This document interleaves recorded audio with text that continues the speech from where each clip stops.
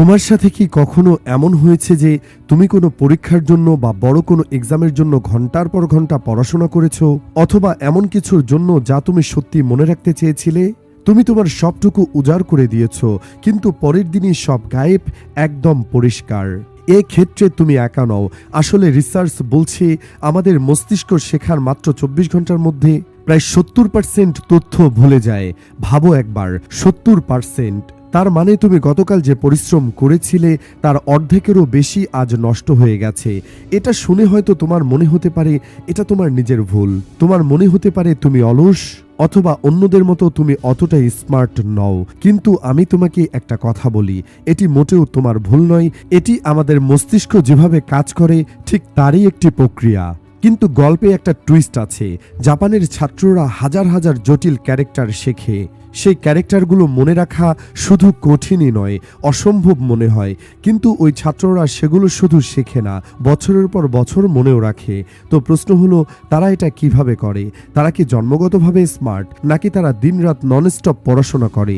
এর উত্তর হলো না। আসল পার্থক্য হলো তারা হার্ড স্টাডি করে না, তারা স্মার্ট স্টাডি করে।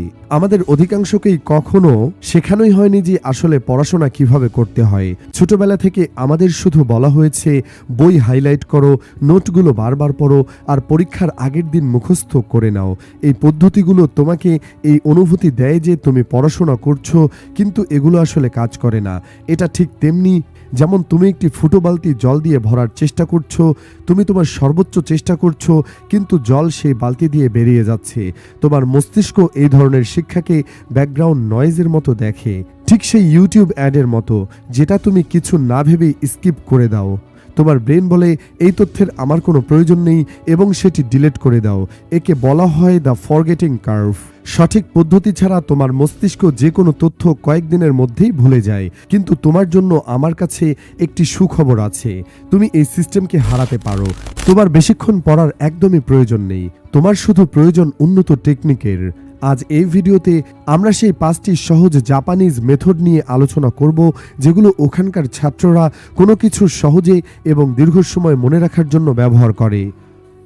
Step number 1, active recall. বেশিরভাগ ছাত্র ভুল করে তথ্য মস্তিষ্কের ভেতরে ঢোকানোর চেষ্টা করে, হয় পড়ে অথবা ভিডিও দেখে। তাদের মনে হয় তারা শিখছে, কিন্তু আসল লার্নিং সেখানে হয় না। আসল শেখা তখনই শুরু হয় যখন তুমি তথ্য মস্তিষ্ক থেকে বাইরে বের করার পর পাস আউট করার চেষ্টা করো। একটা উদাহরণ ধরা যাক। ধরো তুমি জিমে গেছো, সেখানে দাঁড়িয়ে যদি তুমি শুধু ওয়েটগুলোর দিকে তাকিয়ে থাকো, তাহলে কি তোমার বডি তৈরি হবে? না। যখন তুমি ওয়েট তুলবে তখন তোমার মাসেলের উপর চাপ পড়বে, আর তখনই মাসল গ্রো করবে। ঠিক একই লজিক তোমার মস্তিষ্কের ক্ষেত্রেও কাজ করে। যখন তুমি কোনো কিছু না দেখে মনে করার চেষ্টা করো, তখন তোমার মস্তিষ্ক ব্যায়াম করে, আর তখনই সেটি শক্তিশালী হয়। কিভাবে করবে? পদ্ধতি খুব সহজ। তোমার বই বা নোটবুক বন্ধ করো, একটি সাদা কাগজ নাও, আর এখন তুমি যা পড়লে সে সম্পর্কে যা যা মনে আছে সব লিখে ফেলো। কিন্তু একটি শর্ত আছে, ভুল করে বইয়ের দিকে তাকানো যাবে না।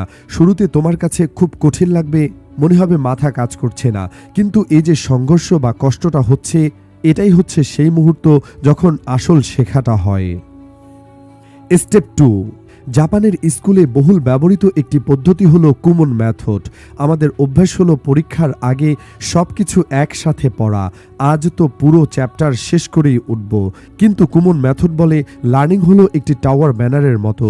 তুমি পুরো টাওয়ার একসাথে বানাতে পারবে না, প্রতিবার একটি করে ব্লক বসাতে হবে। তোমার মস্তিষ্ককে একসাথে গাদা গাদা তথ্য দিয়ে ভরার বদলে ছোট ছোট অংশে প্রতিদিন পড়ো। দিনে মাত্র 15 থেকে 30 মিনিট। তুমি ভাবতে পারো মাত্র 15 মিনিটে কি বা হবে? বেস্ট সেলিং লেখক জেমস ক্লিয়ার তার অ্যাটমিক হ্যাবিটস বইতে বলেছেন, যদি তুমি প্রতিদিন মাত্র 1% উন্নতি করো, তবে বছর শেষে তুমি 37 গুণ বেশি উন্নত হয়ে যাবে। কুমন মানে বেশি করা নয়, কুমন মানে হলো অল্প করা, কিন্তু সেটা খুব ভালোভাবে করা, অর্থাৎ কনসিস্টেন্সি ওভার ইন্টেন্সিটি। পরীক্ষার আগের দিন 10টা পড়ার চেয়ে প্রতিদিন 20 মিনিট পড়া অনেক বেশি শক্তিশালী। Step 3, spaced repetition. এই মেথডটি সরাসরি ফরগেটিং কার্ভকে ভেঙে দেয়। কনসেপ্টটা খুব সহজ। ধরো একটি গাছ, তুমি যদি গাছে একবার এক বালতি জল ঢেলে দিয়ে চলে যাও, তাহলে কি গাছটা বাঁচবে? না, তোমাকে অল্প অল্প করে জল দিতে হবে। আজ, আবার দুদিন পর, তারপর এক সপ্তাহ পর। তোমার মেমোরিও ঠিক এভাবেই কাজ করে। একবার পরে এগিয়ে গেলেই কাজ শেষ হয় না। তোমাকে সেই তথ্য ঠিক তখনই রিভিজিট করতে হবে যখন তোমার মস্তিষ্ক সেটি ভুলে যেতে শুরু করবে। জাপানিজ ছাত্ররা মুখস্থ করা এড়িয়ে চলে, কারণ তারা স্পেসড রিপিটিশন ব্যবহার করে। তারা যা পড়ে তা একদিন পরপর রিভাইজ করে, তারপর 3 দিন পরপর, তারপর এক সপ্তাহ পরপর। যতবার তুমি এটা করবে, তোমার মেমোরি তত স্ট্রং হবে এবং ধীরে ধীরে তা স্থায়ী জ্ঞানে পরিণত হবে। Step 4, kaizen, the 6 minute rule. এই টেকনিকটি শক্তিশালী জাপানিজ ফিলোসফি কাইজেনের ওপর ভিত্তি করে তৈরি। কাইজেন মানে হলো ভালোর জন্য পরিবর্তন বা প্রতিদিনের ছোট ছোট উন্নতি। আমরা প্রায়ই ভুল করি। আমরা একদিনেই নিখুঁত হতে চাই। আমরা ভাবি কাল থেকে 8 ঘন্টা পড়ব, কিন্তু জাপানিজ ছাত্ররা নিখুঁত হওয়ার চেষ্টা করে না। তারা ফোকাস করে প্রতিদিনের ক্ষুদ্র উন্নতির উপর। তোমার ঘন্টার পর ঘন্টা পড়ার প্রয়োজন নেই। তুমি দিনে মাত্র 6 মিনিট সময় বের করলেও স্মার্ট হতে পারো। ফর্মুলাটা খুব সিম্পল। প্রথম 2 মিনিট অ্যাক্টিভ রিকল, গতকাল যা পড়েছিলে তা মনে করার চেষ্টা করো। পরের 2 মিনিট স্পেসড বা রিপিটেশন, পুরনো পড়া একবার চোখ বুলিয়ে নাও। শেষ 2 মিনিট ফোকাসড প্র্যাকটিস, যে কোনো একটি সমস্যার সমাধান করো। প্রতিদিন এই 6 মিনিট তোমার জীবনে বড় পরিবর্তন আনতে পারে। স্টেপ 5, শু মানে হলো গভীর মনোযোগ বা ডিপ ফোকাস। জাপানে ছাত্ররা ডিপ ফোকাসে ঢোকার জন্য কিছু ছোট ছোট রিচুয়াল ব্যবহার করে, যেমন পড়ার আগে মোমবাতি জ্বালানো, সবসময় একটি নির্দিষ্ট জায়গায় বসে পড়া বা একই কলম ব্যবহার করা। এগুলো শুনতে অদ্ভুত লাগতে পারে, কিন্তু এই সংকেতগুলো তোমার মস্তিষ্ককে বলে দেয় এখন শেখার সময়। তুমিও এটা করতে পারো। একটি শান্ত জায়গা বেছে নাও, সব ডিস্ট্রাকশন বন্ধ করো, আর এমন কিছু ছোট কাজ করো যেগুলো তোমার মস্তিষ্ককে স্টাডি মোড়ে নিয়ে যাবে। বোনাস স্টেপ, ইকিগাই, তোমার ইঞ্জিনের জ্বালানি। আমরা 5টি টেকনিক শিখলাম: active recall, spaced repetition, kaizen ইত্যাদি। এগুলোকে ধরো একটি শক্তিশালী ফেরারি গাড়ি। ইঞ্জিন আছে, স্পিড আছে, কিন্তু যদি তেলের ঘাটতি থাকে গাড়িটা চলবে কি? সেই জ্বালানিটাই তো হলো তোমার ইকিগাই। ইকিগাই একটি জাপানিজ কনসেপ্ট, যার মানে বেঁচে থাকার কারণ। সহজ করে বললে, সকালে ঘুম থেকে ওঠার কারণ। অনেক সময় তোমার কাছে সব বই থাকে, কিন্তু পড়ার ইচ্ছা করে না। কেন? কারণ তোমার কাছে কোনো ওয়াই নেই। তোমার মস্তিষ্ক প্রশ্ন করে, আমি কেন এই হিস্ট্রি পড়ব? এর সাথে আমার জীবনের কি সম্পর্ক? জাপানিজ ছাত্ররা শুধু গ্রেড পাওয়ার জন্য পড়ে না, তারা তাদের ইকিগাই খুঁজে নেয়। কেউ ডাক্তার হতে চায় মানুষের প্রাণ বাঁচানোর জন্য, তাই তার কাছে বায়োলজি মুখস্থ করার বিষয় নয়, বোঝার বিষয়। যখন তুমি তোমার পড়াশোনাকে তোমার স্বপ্নের সাথে জুড়ে দেবে, তখন পড়াশোনা আর বোঝা মনে হবে না। তাই আজই নিজেকে প্রশ্ন করো, তোমার ইকিগাই কি?